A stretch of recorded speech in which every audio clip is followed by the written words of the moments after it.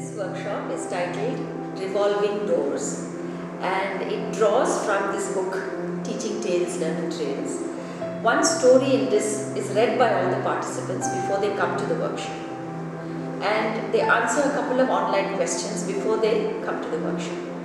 The intention of the workshop is to get teachers to start thinking about all the things that happen day to day under their very noses in the class, and parents, what happens at home, and how teachers and parents, if they would only get together and trust each other and talk to each other with trust, how so many things which we see today as problems, they can be solved. So the whole idea of this workshop is to get teachers to start reflecting and seeing the importance of reflection and how in our hurry-burry we often miss out on reflecting. That's the intention of the workshop. And as a takeaway, we hope that they will all go back, because this is all about the story in this book. But we hope that the takeaway is they will go back and start looking at the real stories happening in their own lives, not just a story in the book.